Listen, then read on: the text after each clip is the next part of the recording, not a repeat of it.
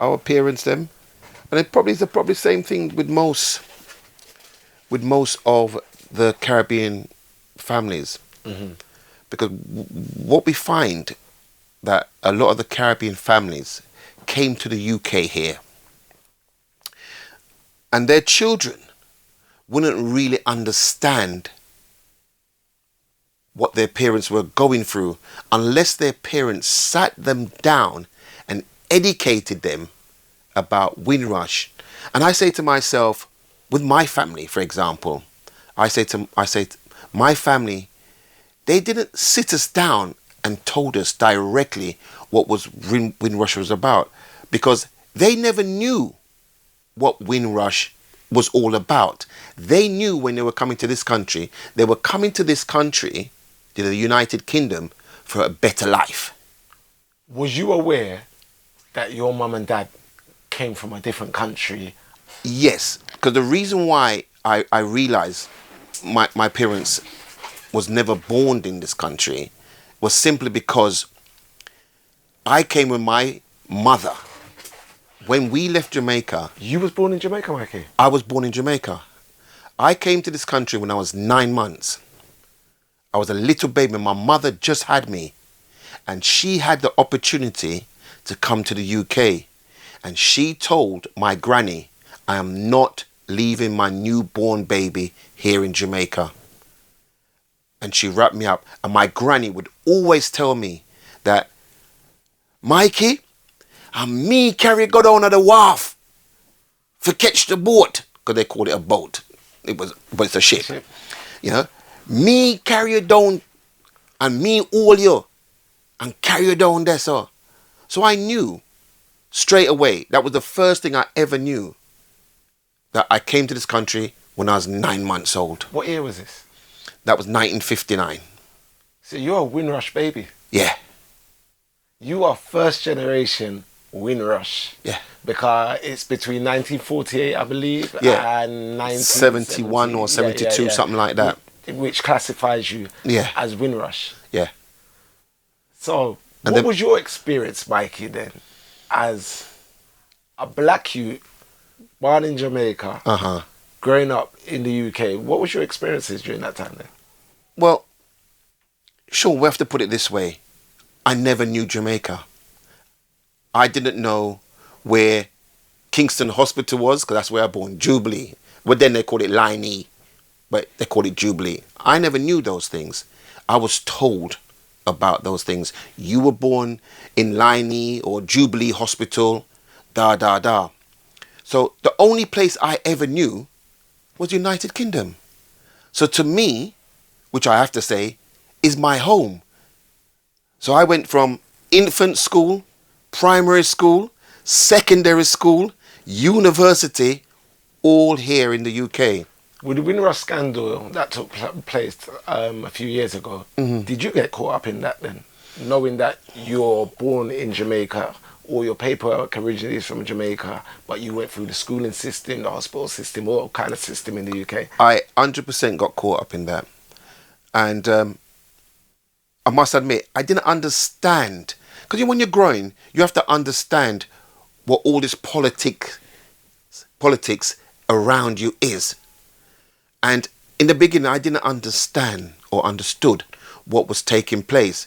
All I knew was that, why are we rejected in this way? Why is black people looked on and scorned? I said, that's wrong. My white friends, some of my best friends were white people. My best friend was a guy called Peter Webb from North London, because them times we were living in Stoke Newington. And that was my best friend. That individual would come to our house. My mum would treat him as part of the family. When she cooking bully beef and rice or chicken and rice, she says, Peter, you want some? And Peter's eating. Yes, Mum, I want some. Peter called my mum, Mum. I would go to Peter's house, and Peter's mum would treat me the same way. They didn't have no qualms or no objectives. They just love individuals. Did Peter know he was stepping into a Jamaican household? Yeah, because from you step in our house, it's food you're smelling straight away. You know, you're feeling the chicken or the curry goat or whatever. When you walk into Peter's house, you're not getting that aroma. You're not getting that smell. And he would say, "What's your mum cooking today, Mikey? Because that smell good." You know, so that was the vibes. He just loved it. Your mum and your dad, obviously your dad, Lord Koos. Yes. Tell me about your dad. Shawnee, we would need, I'm going to tell you about him, but we would need a very long time to tell you about this individual. This individual was a character. And when I use the word wrong'un, I don't mean it in a bad way. He would do his wrong. Because when you come to this country and you've got the skills and the understanding how to hustle and live in another country, yeah, that person's a great person. And I believe a lot of the Caribbean men who came here, who can make Dutch pot, you know, who was a carpenter, used to sell rock. Because in Jamaica them time, this is what my family tell me, they will sell rock for make money. Or ice cement and them thing there. And I'm saying, oh, what's that? Because it's new to me. But they would tell me what they would do. So he was a character. He would put his hands at anything that he would need to do to make money. And by trade, he was an electrician. You couldn't tell him how to wire a place. He would teach you that, show you that. The blue goes there and the brown goes there. Or the red and the black gold, he would tell you that. But he didn't take that on as a one trade, a one career. He would want to know how to do other things. He would be a gambler. You know, he would go to the horse racing, go Ascot, for argument's sake. You know, he would go to White City, because them days White City had a dog track. And he would drag me along to the dog track. And I fell in love with dog track because it was just amazing. That's where I live. There you go. Just say, I'm smiling, Mikey. Yeah. You know, we go into White City and it was beautiful. You go there and you have a lunch, you have dinner. You know, and you're all right. The Europeans, or we call them the white people, their dinner was different from ours. But when you're going in there, you're getting some fish and chips and some beef, roast beef. But this is where we integrated. Because you're talking about old England. Yes. To me. That's what it sounds like to me, old England. Right. Where it used to be. That's how it used to be. I mean, my mother, and then I would believe again, because there's one thing with Caribbean individuals, Shawnee. 99% of them, their look around them, yeah, and how they deal with things. You can't be nasty in a black person's house. If your mother or my mother went to her friend's house and that sink was full of plates, my mother's not going back there again. She said, "You're too nasty. I am not going back there." We're all clean. We had that cleanliness about us. We had to be clean. My parents was in this country. I remember, because these things I remember, growing up in Ladbroke Grove, going to Isaac Newton's school in Ladbroke Grove, living on a road called Roston Close. That's the way that man who killed all the people and put them in the wall, Crippen and whatever his name was, before they changed the name. We lived on that road with my aunt. Because as families, we never had a house. Because we didn't come here and we couldn't buy a house straight away. We had to live with your family. Like with most Caribbean people. You come from Jamaica and your mum's living in a 2-bedroom place or a 1-bedroom room. And she says, "Shawnee, this is where we're there. We live here, sir." And when we lived in Ladbroke Grove, the toilet was outside. We had to bathe in a pan, a zinc pan. We have to bathe in that. And then once a week, we used to go to Lancaster Bath and all about. A proper bath. That's how it was like in the UK here. It wasn't nice. It wasn't comfortable. But we made it comfortable. Because we had the skill. Black people had that skill. How to be somewhere and make it good for them. We have to make it good. You talk about that cleanliness. We don't like nastiness. One of the things that is synonymous for black British homes is the living room. Describe your living room to me. Okay. We had a living room once my father bought a property in Harlesden, number 7 Fortune Gate Road. That's when we had a living room. Because we were living with our family, our uncles and our aunts. So my uncle had a massive house in Stoke Newington. It was about 3 or 4 floors. We used to live there. And his family had a living room. But because we're squatters, I use the word squatters, we don't live there, but we lived there. He had a living room, but you couldn't go into their living room. So I never really knew the living room thing until my father done what he had to do, hustle and work hard, and he bought a house. He bought that house from Mr. Palmer. You know the Palmer brothers? Jetstar. Jetstar. Because the Palmer brothers had a housing estate agency. And a lot of black people you may talk to in West London would tell you that they bought their first house from the Palmer brothers. Yeah. My children's mum, I know for a fact, she bought her first house from the Palmer brothers in Willesden. They had a housing estate. So having a housing agency, having a nightclub down in Hillside, I think it was called 31. They done good. Because it was about 4 brothers or 3 brothers. Did they have the Apollo as well? Before they had the Apollo, they had 31, which was a smaller club, which is a club that I never went to, but my parents went there. And they would always tell me, that owned by Carl, you know. And Mr. Jeffrey owned that, you know.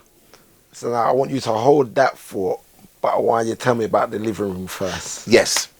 Sorry for Yeah, I know we're jumping all over the place. But it's so much things to tell you, Sean. And we could sit here, and I know you don't have that time. And which I'm glad that you're doing. Because one thing with black people, what we're doing now, we don't document a lot of things. And for you to get me to come here with you and speak to you, it's a blessing. But I would have never done that. And many people has asked me, oh, Mikey, can I interview you? Can you tell me about your dad? I'm a private person. My life is my life.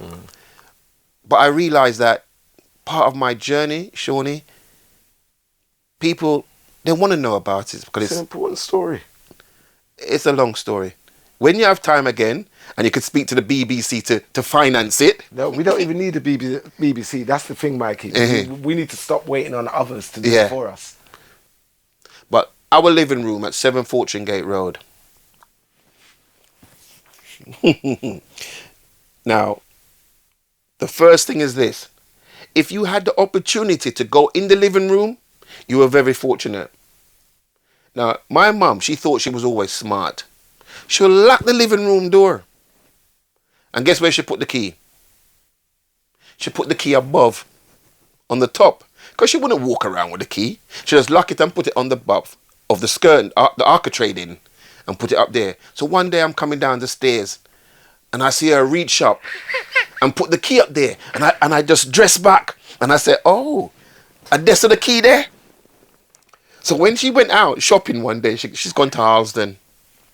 I said to myself, I want to see what's in this living room. Because it must be £1 million in this living room. Why she don't want none of us to go in this living room? Only she going there.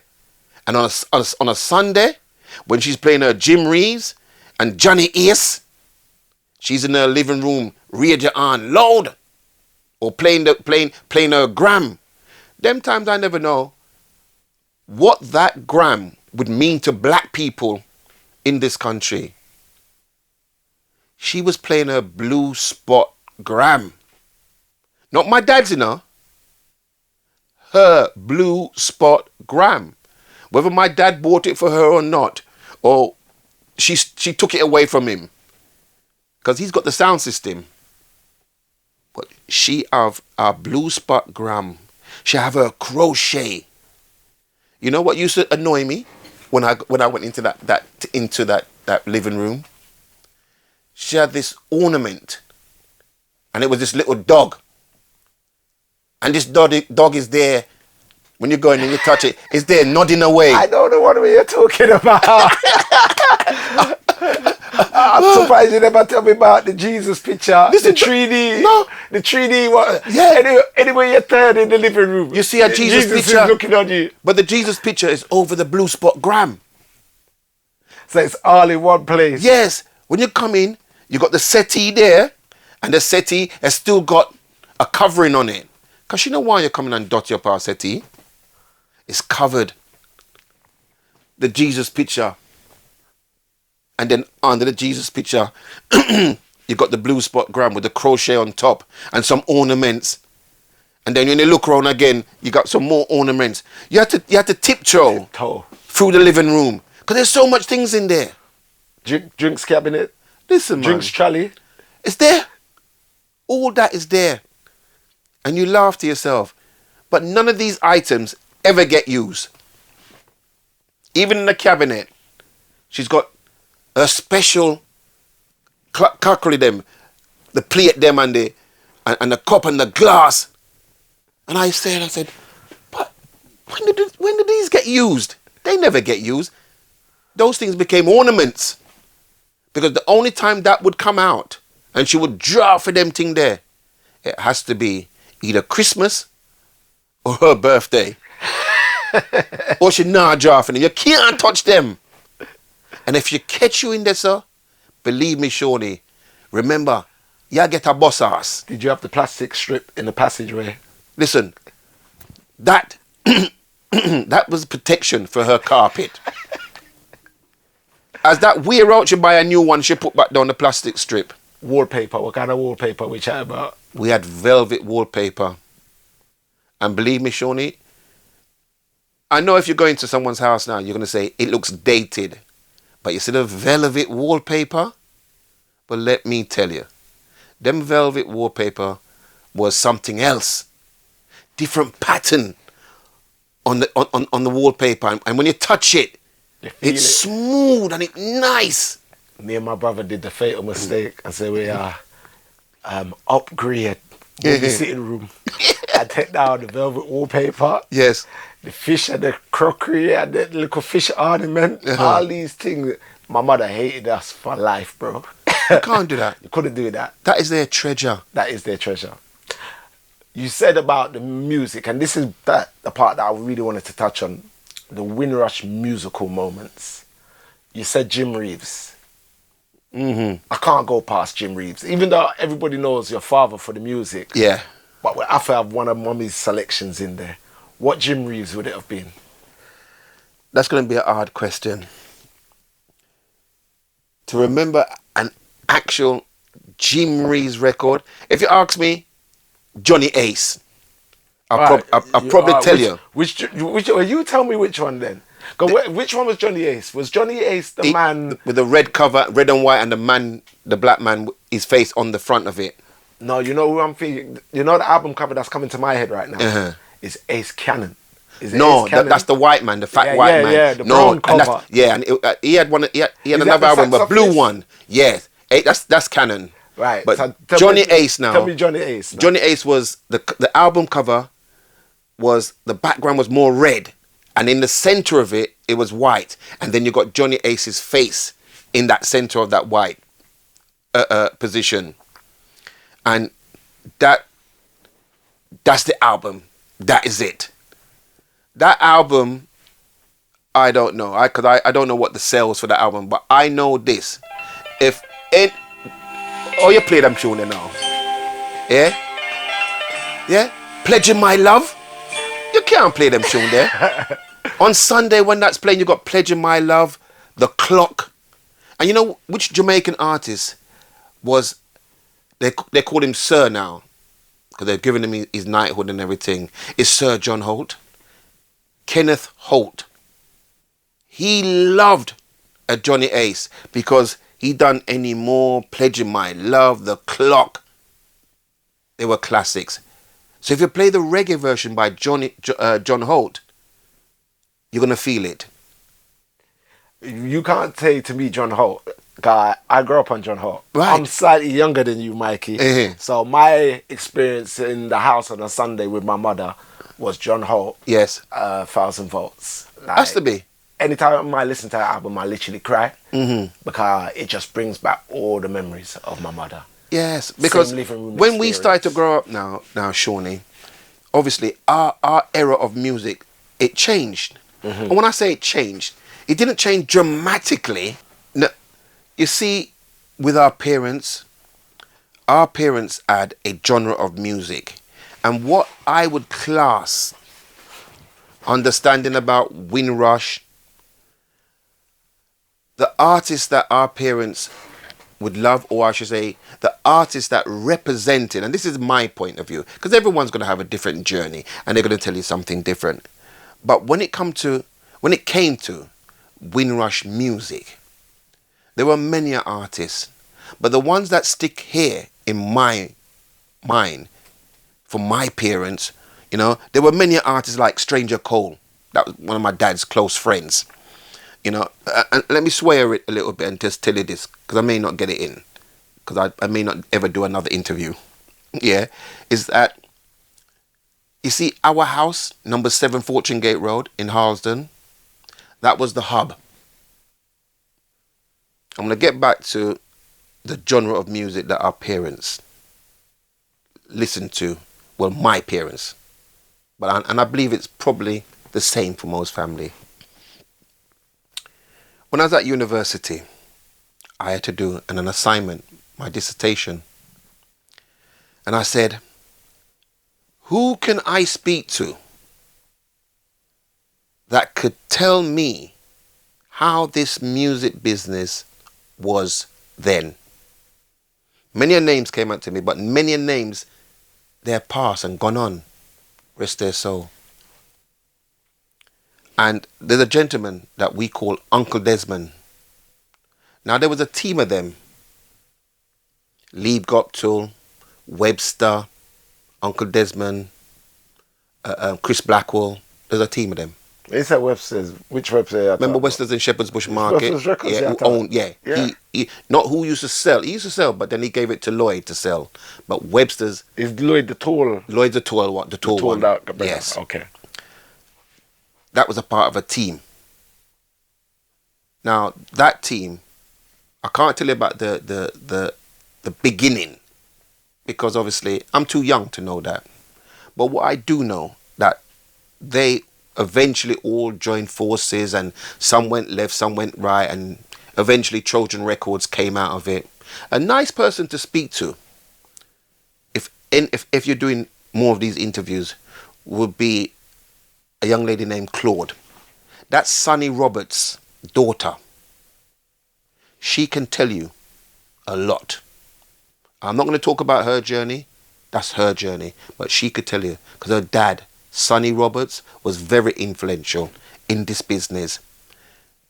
Before Jetstar had, I think it was 78 Craven Park Road, her dad had that shop, and it was called Orbitone Records. That man was the only black man within the industry to have a counting machine to count records of sales for the national charts. So we all know the national charts, Top of the Pops and everything. He was the only one that was legally, as a black shop, that had that counting machine. You're talking about a Gallup machine? Yes. He was the only one. So every time a record was sold, you would have to swipe. Yes. And they would take the numbers, and that's how the charts was collated and put together. Sonny Roberts was the only shop, I believe, maybe in the UK, I could be wrong, but within West London, Why isn't it more popular? Why haven't we got more national hits? Because we didn't have enough shops with those gallop machines in it. There you go.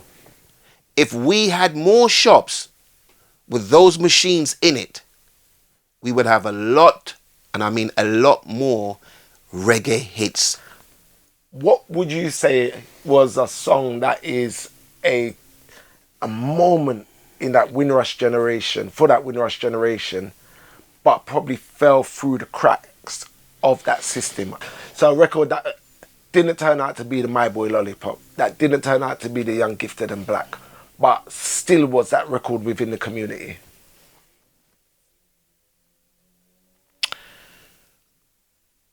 He died not too long ago. And I don't know if, I wouldn't say the record fell through the cracks, but it was a very good record. And I think the Palmer brothers, they released it, was an artist called Max Romeo. He had a track called Wet Dreams. That was a track. Did that chart? I think it charted. I could be wrong, because, you know, my brain's not good no more. But Max Romeo, I think that track charted. What kind of impact did that record have? It was very big within the white community, and it was very, very big within the black community.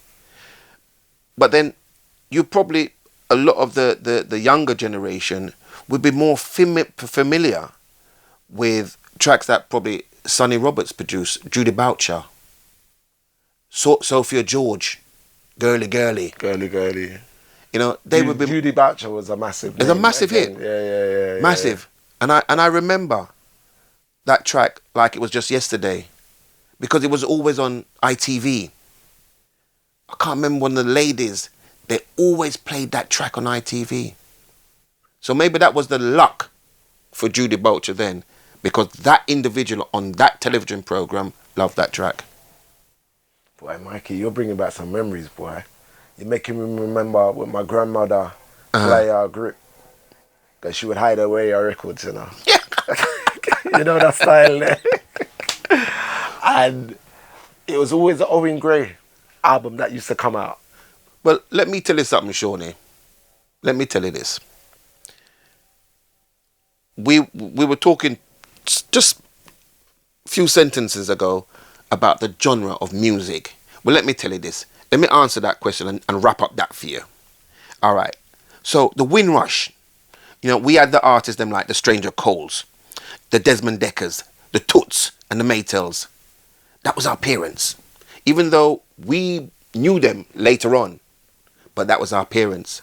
And I would say out of that genre, for our parents then, for the Windrush, I'm going to have to tell you what made black people then. Not made them, wrong terminology. What black people loved then, and what was big tunes for them, was a man called Derek Morgan. Yeah? You know, he had many tracks. Greedy Girls, A Fat Man. Yeah, and that's Queen Ifrica's dad, just in case, for the record. Him. We have Owen Gray. Now the track, I would say, he had many tracks. I didn't love all his tracks. We had to call him Uncle Owen Gray, because his brother's children, who is Ralph Gray and the mother Faye, we're like family. I used to live at their house at one time in Chalk Hill. So Owen Gray was the brother, so he's the singer. He had a track that was called Natty Bongo. Natty Bongo, where are you going? You see that track there now? You're taking me right back to the yard, bro. You see that track there now? For our black generation, our Windrush family, that was massive. I think that track was produced by Bunny Lee. I could be wrong, because like I said, the Ed not good. The Ed all know. But I think that was produced by definitely Bunny Lee. And the next man, I would say, that our parents loved was an artist called Eric Morris. But them call him Eric Monty Morris. You know, you see him now, he would give you a track called Penny Reel and other tracks. I met his daughter the other day. I went to a party and they were saying, oh, could you drop this person home and could you drop that person home? And someone asked me to drop this young lady home. Nice young little lady. Daughter's age and everything.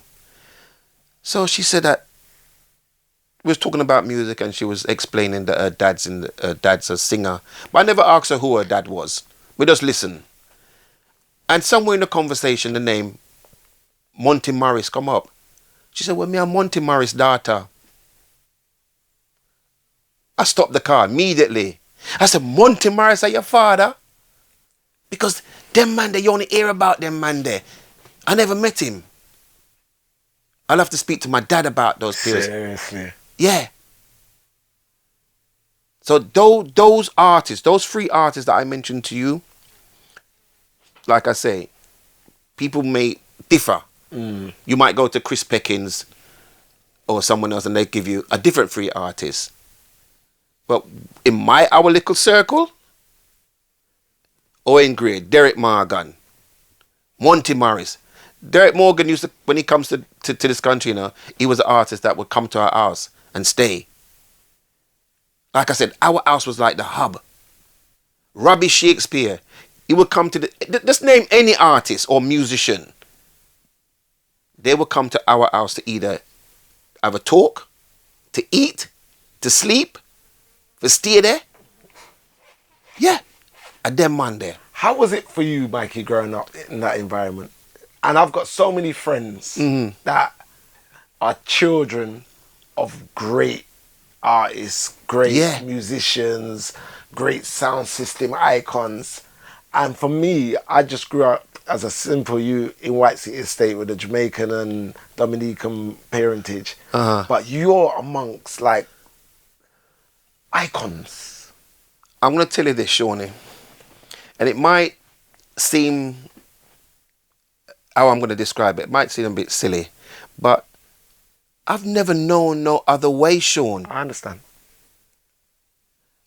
You know, growing up, my dad being who he is, I think it was 1963, 64, Lord Cool Sound was installed within this business. And you see, from that day, check the years, you know, 1964. So that means I'm a baby. But I do remember when my dad came home and then bring some box and some weird looking amplifiers and everything. And my mother said to him, we are go with that. We are go with that. You couldn't find better thing to do with the money. But Sean, if your family grew up in Jamaica and they were in love with this business, most of the man them would want to have a sound system. So my dad was no different. He went somewhere, I can't remember where he went, and a man was saying, I'm tired of this, but I want to get rid of it.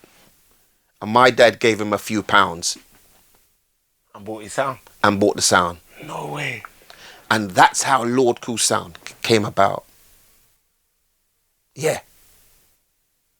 The sound, the full name of the sound was Lord Cool's Universal. That was the full name of the sound. And it was some speakers, what we've gone back to nowadays. Because in the sound era, with speakers there, then speakers there, then speakers there. And now we've gone back to speakers there. Compact. And that's how those speakers were. And he painted the boxes, he made boxes, and he painted them blue. Him say, anywhere before go, people for know say a Lord Cool sound, just by the colour of the boxes. And every sound started to do that. And look at that, you're wearing a blue hat today. True words. And it's my favourite colour. Blue's my favourite colour. So that's it. That's the birth of Lord Coos. Of Lord Coos. My dad, and if I get the opportunity, I would tell you because I believe they should be known about. My dad was close friends, like this. They were like brothers, with Count Shelley. Now, Count Shelley had a record shop.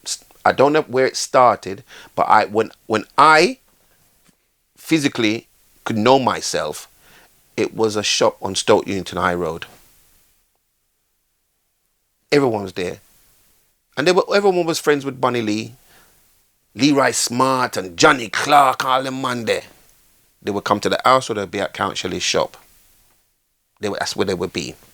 And then Count Shelley moved his shop to West Green Road, which eventually became Body Music and whatever. So they were very good friends. But before that, I think Count Shelley had a distribution company upstairs right beside Harlesden Library. The library's there, then there's a shop, and upstairs was Count Shelley's distribution. His daughter Shelley and Karen, the rest of the sisters, them, we're all like, you have to say we're family. We're not families, but we're family. Because we all grew together. That man, and I would say my dad, they were definitely pioneers. Because they innovated, they changed the music business. You know, and every producer has done their bit to change. So what my dad would have done, fine, that's great. Then you got another man over there, Webster Schroeder, or Uncle Desmond or whatever. They all do their bit. So whether they come from North London, East London, there was no fights, there was no arguments, there was no turf war. I want to ask you, when I listen to what you're telling me and I think about the contributions of all these great people here in the UK, because of them immigrating from where they were to the UK, but this music and this movement wasn't just in the UK. It was a global effect. 100%. If without Windrush, do you think that we would see black music the way it is today?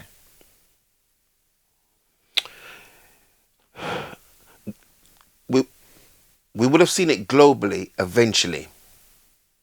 Because when we look at the artist's trend, it would have got globally because white people love the music. But you can't erase what took place in the UK. No, you can't. And you and can't. the kind of hits that were made in the UK, My Boy Lollipops, Young Gifted and Black, all these records became #1 records where?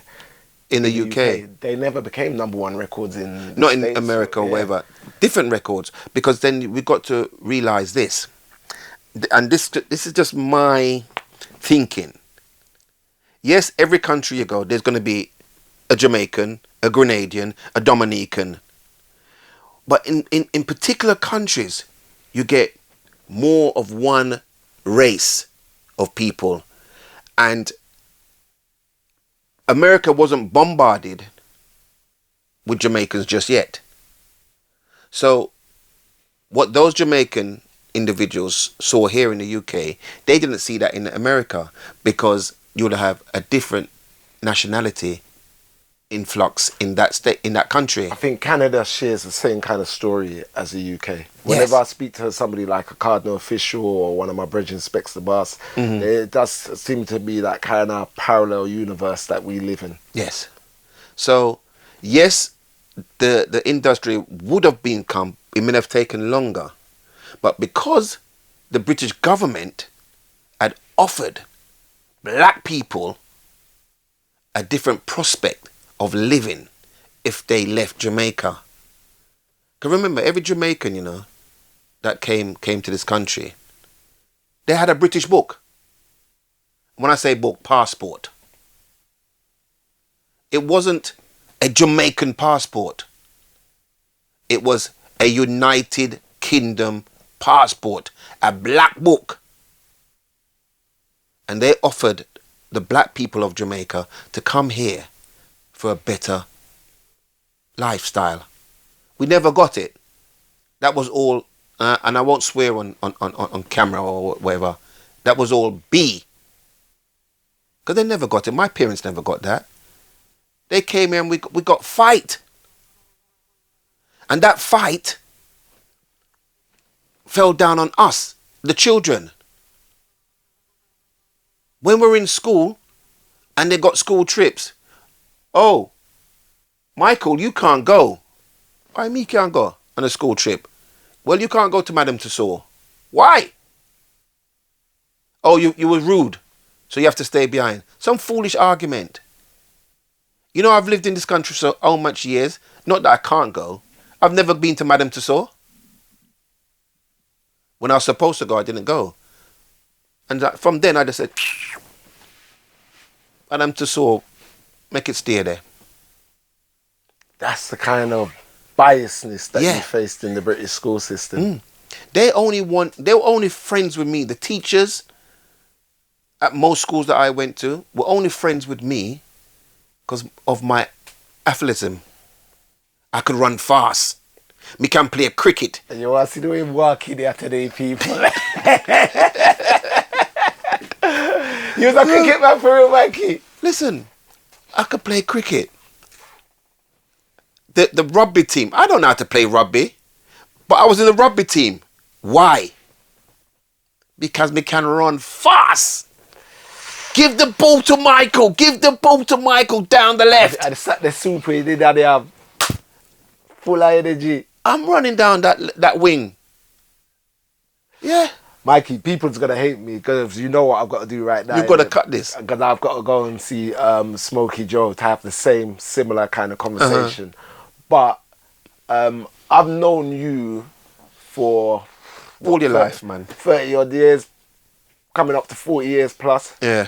Hearing your name a lot longer, but as a youth in the streets, you have to graduate to speak to the big man them. And that's the way it was back in the day. Let me say that as well. Yeah. That when I was a youth, I wanted to look up to, you hear about Mi-Kee Koos, you hear about Vigo Wells, you hear about the street legends them. Yeah. And to be able to work with you, to be able to stand beside you over the years, I just want to say it's been a privilege. Real talk, like, no lie. We can say what we want to say. Yeah. But real talk, you're a legend of the streets, innit? You're a legend of music in the UK, of community radio in the UK. But this is the first time that I've actually sat down with you, not even to hear your story, but just to hear your family's story. And everything makes sense. Do you get what I'm saying? Sometimes when you hear somebody's history properly, and I know that you're son of Lord Koos and people tell you this, that, the other, but when you hear it like this, and I hate the fact that I've got to get up and go. I want to just say this and sign off. A lot of individuals may say, Mi-Kee Koos, radio station. That's those people. But they don't know Mi-Kee Koos, the promoter. The Mi-Kee Koos who was responsible for Sanchez, Linville Thompson, Johnny Clark, etc. Some of them don't know that. Yeah. So I'm not saying there's loads of strings to my bow. But there is. But there, if I sat down, like I say, we would have to sit down and we have to chronically. This is. we have to lay it out. I'm gonna get phone calls. Rudy, everybody I got called me. I say Shadi. But it also tells me that I have to do a lot more over here as well, because there's so much history over here. There is. I want to sit down with Eddie Regal them. I want to sit down with Valerie properly, you get me? I want to sit down with Muscle. I want to sit down with all of these people that, as a youth man going into various different record shops and all the rest of it, you'll brush shoulders with these kind of people. Yeah. And when you're 15, 16, it's looking at them, it's like scary times. You get what I'm saying? But there is so much history here, bro. Listen, I'm glad and I'm privileged that you could call me and say, Mikey. And when you called me, my first response... Mikey asked me a million questions. What you going to ask me about? Yeah, because there's people, Shawnee, that would like to paint you in a bad light, get you in a conversation. You know, we're in this AI era now, and people, and I don't want no one to take nothing out of content. I keep it real. We're growing out the road, isn't it? So we know who is Mi-Kee Koos. We know who is Vigo Wells. I know the characters them and all the rest of it. But you see all of what some people would say, like the negative stuff and all the rest of it. I care zero about all of that, because you know why? It's in all of us. There's good and the bad in all of us. My thing is about your story and your contributions. Well, let me put on camera. Yeah. Millions of people, thousands of people. You see Shawnee B. I'm proud of this young man and I'm grateful for what he's doing. Because I could turn to Sean and say to Sean, I need help. And that man has never turned his back on me. And I was glad. And I know today, you and my son are like this. Yeah, man. We're all So family, bro. it's all good that you can call me. But I'm just going to say, Sean, just keep doing what you're doing. We're doing this again, Yeah. Mikey. We're doing this proper. You know, so when necessary people see this, they're going to say, no. We need to do this structured. Yeah. This was just a quick thing, you know, people. I swear to you. Look, Yeah, we're not no. even up on camera. It's a quick thing, but it's a great story. It's a Windrush story. It's a story of Black Britain. Yeah. And that's what I like. You know what I'm saying? So, Mikey, off to the next one, my bro. Sean. And we're going to catch up soon. Listen, do what you're doing. Blessings. Yeah? Give thanks. Bliss. Yeah.